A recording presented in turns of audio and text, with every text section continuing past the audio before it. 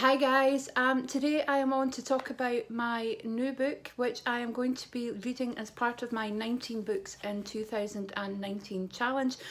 I thought I'd better come on and update because I've seen that Laura Bolham, Nicke Pearson, Museumgirl 135, and I don't know if I've seen Lottie from the Wacky World of Lottie put hers up, but I thought, oh, I better remember and put mine up. So this is technically my third book. However, I did read a wee book in between my second and third book, but it was so trashy. I'm not going to include it in here, but boy, it was really good fun. Anyway, so I am reading The Boy Who Saw. Now, what I've decided to do is pop into the library, pick up a book. They have a book. Sorry, I'm just getting ready to go to work, so I'm like rushing about and my hair's kind of still drying, but it's almost dry. I'm going to Glasgow today, so I'm going to try really hard not to go to the shops, but we know how that ended the last time. Anyway, I go into the library. They've got a shelf that has books that are brand new or brand new to the library, and so this book's by Simon Toyne and it's The Boy Who Saw. Now look at the size of my bookmark. It is actually yep, I'm the first person to take it out of my library, so it was such a fresh book, and I'm just going to read the blurb out to the back for you. So it says, what he saw changed his life forever. An elderly tailor is tortured to death beside an ominous message I sound like Sean Connery, written in blood across the wall, finishing what was begun. The police have no idea that this is just the start of a campaign of violence with its roots in the Nazi death camps of World War II. Secret. In the wake of the tailor's murder, his granddaughter and her young son Leo are left in possession of a devastating secret hidden for generations. It puts them in immediate danger. A race.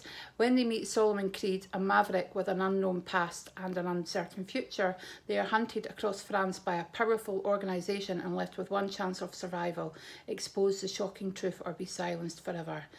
And as I say, this is not the kind of book I would generally pick up.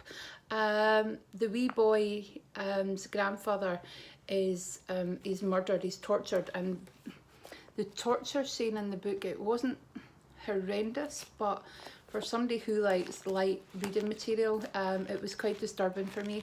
For most people it would be nothing, but I don't really like books that go, I don't read, I like to read thrillers, but I don't like to read things like you know, like gruesome books. I'm trying to think who does those gruesome books. There's a lady, I can't remember her name, who does like really tough gritty books, and they're really like in-depth description of dead bodies and stuff, so that's not for me. It wasn't as bad as that. I managed to read it, but it did make me feel a bit queasy. It doesn't last for long. I think you just need to get the context that this guy really wants the information from the old man, and so he's murdered, and a stranger kind of comes into town, a man called Solomon Creed, and it goes back to the time in the Nazi, you know, the work camps, the death camps, and I think there's a secret within there. So somebody came to save them. So they call him the Pale Man, came to save them, and they made him a suit, which he never collected. So this man, Solomon Creed, turns up wearing the jacket that the tailor had made, and he's looking for the tailor, but he discovers the tailor is dead. He doesn't know why he's looking for the tailor because his memory has been partially erased. And the wee boy, now in the book his mother's dismissive of this, but his grandfather had it.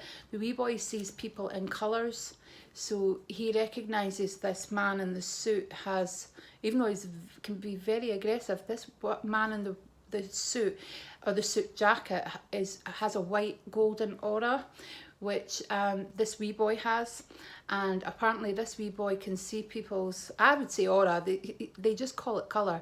So when there's like a really bad character in it, and when he comes to the door, the wee boy sees the colours, and he makes his mum run. Well, he grabs his stuff and runs, so his mum doesn't believe in it, or I think she's frightened, so she runs. So it's just kind of their adventures to escape everything that's going on. So I'm whittling on, and I've noticed I've been talking for 5 minutes. I'm not doing a book review, I promise, but it's just to say it's not my usual. But the Sun have said, if you I'm not sure I would put what the Sun said on the front of my book, but never mind. Perfect for any fans of Lee Child. So it's that kind of book.